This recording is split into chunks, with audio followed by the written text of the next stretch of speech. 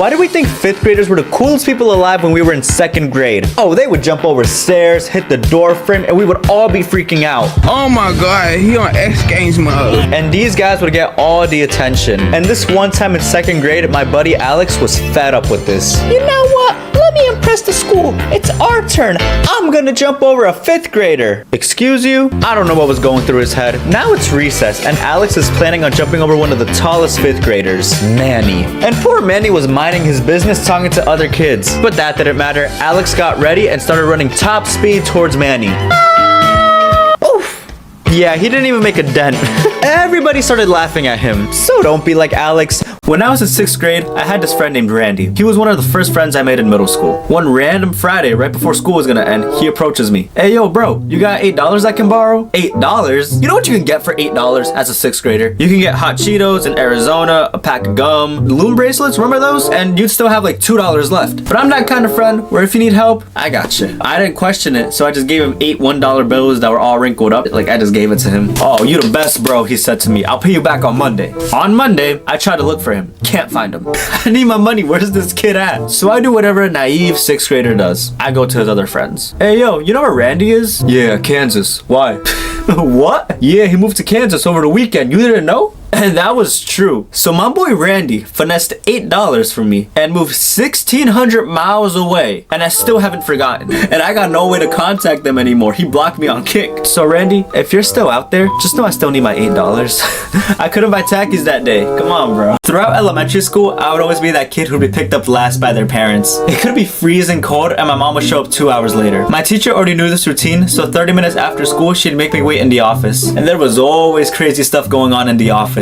It'd either be a kid, a parent, or a staff member yelling in the office, sometimes all at the same time. This one time, I was sitting in the office next to the worst kid in our grade. You know, the one who would always get in trouble? Let's call him Jose. Apparently, he was in a big fight, and they were waiting for the other kid to come with his parents. However, the secretary lady thought the fight was between me and Jose. So where are your parents? She asked me. My mom won't be here in a while.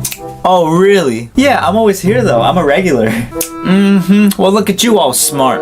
Always at Snap. Lo and behold, my mom walks in. And the secretary starts snitching. Like, she pulls a 6'9". Ma'am, your son was in a big fight with this other kid and we're here to figure out their punishments. And my mom was furious. There's more, like for part 2. You ever gone to Walmart and tried to get something that was locked behind one of those glass cases? How long would you have to wait until somebody would go and open it for you? When I was working at Walmart, anytime I would walk by the perfume case, I would always encounter angry customers. Hey, I've been waiting for 15 minutes. Are you able to open this case for me? I don't have the key, man, but let me go get somebody who does, brother. And finding somebody with a key was a manhunt. Hey, Janet, you don't have the key by any chance? I gave it to Maria, but she's on break. Maria, Janet told me you have the key. I ain't got no key, I'm on break. Ask Ray. I think he's on a smoke break. So I would have to go outside. And it don't matter if it was raining, snowing, Ray would need his smoke breaks. Hey, Ray, you don't have a key by any chance, right? Oh, yeah, just take it, man. I'm here for another 15 minutes. And when I would go back to the store, damn, bro, what happened to you? You don't want to know, man, but I got a key, though. Oh, no worries. I asked somebody else, and they opened it for me. Trust me, those cases were just as bad experiences for employees. Do you remember as a kid when you would go to the store with your Hispanic parents and they would scare you with, "Te va a llevar ese hombre"? Well, last week I was the victim of that situation. I was just casually working at Walmart where out of nowhere I just hear this kid cry. And out of nowhere his mom comes and goes, "Cállese. ¿Ves a ese hombre? ¿Lo ves? Él te va a llevar." And I'm just speechless. I look at the mom and then I look at the kid. I know exactly what's going on. So I just play with it. I just go with it. I drop my stuff and I look at the kid and his eyes just pop as if he just saw like a 50% off jacket at Ross or some shit. I don't know. And then I start walking towards the kid and I just raise my hands, just go, like, the kid just fucking flies, bro. Oh, I'm an idiot. When I was in 6th grade, loom bracelets were all the craze. You guys remember those rubber band bracelets, right? I made so much bank off of them. Every day I'd come home and spend 2 hours making them. I'd watch tutorials and make the most extra designs, and I would charge so much for them. $7, $9, and people would actually buy them, except for this one kid. I never got his name, but God, I questioned his IQ. Hey, how much for the hexagon? He asked me. $7. Bet. Bro, this is only $1. Yeah, that's enough, right? No. Keep the change, bro. Every day for like a week, I had to deal with him. Dude, you ain't gonna finesse me. Come on, bro, $1. Here's some Takis too. Fine. I gave in so he can leave me alone. 2 days later, I see one of my friends with the bracelet that I sold the kid for $1. Where'd you get that? Oh, I bought it off this kid for $8. $8? I feel like I'm cursed over $8. Throughout middle school, I was the victim of a couple stolen phones. Kids were just ruthless. But this one time, my phone got stolen and I managed to find the person who took it. And when he gave it back to me, my mom made me give him $20 for his honesty. And word started spreading like wildfire. Hey, if you steal Jorge's phone and give it back, he gives you $20. Dude, I had a target on my back. It's the $20 phone kid. Oh wait, that's him?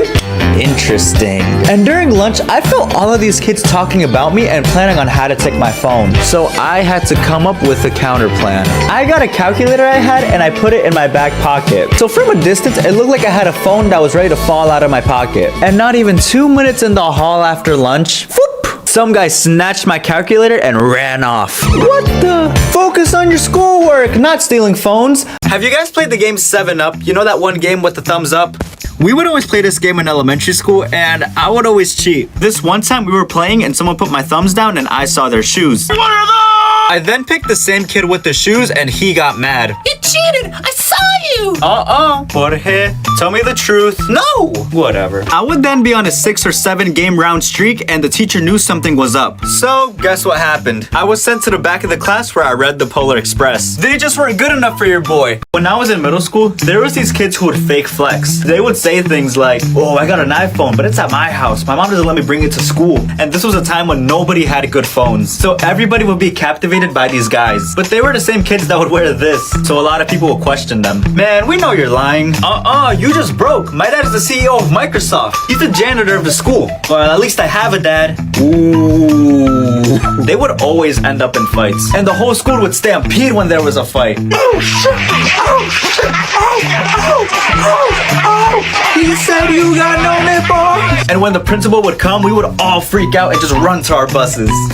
Good times. In 2017, I waited in line for the Nintendo Switch. Jeez, 5 hours out in the cold. Everybody there was bundled up in blankets and one guy even brought a tent. And if it weren't for the big Best Buy logo that was flickering above us, they would have thought we were homeless. And we were getting a couple of stares, obviously. This one guy approached us. Hey yo, what's this line for? And someone in the line trolled him and said, free TVs! And we thought it was funny. 20 minutes later though, the guy comes back with a couple of his buddies and they wait in the line. So who's gonna tell him? Not me. And these guys, they're pretty jacked, so you don't want to mess with them. And the guy who said, free TVs! He's knocked out for some strange reason. And 30 minutes before the store opens, a worker comes out. Alright guys, so it looks like we have enough for everybody. Just hang in there, 30 minutes left. And that fuels more excitement for the poor guys thinking they'll be getting free TVs. Somebody's gotta tell them. Luckily, the guy who was next to me mans up and approaches them. I'm out of time. Part 2's already gonna be out. It gets good.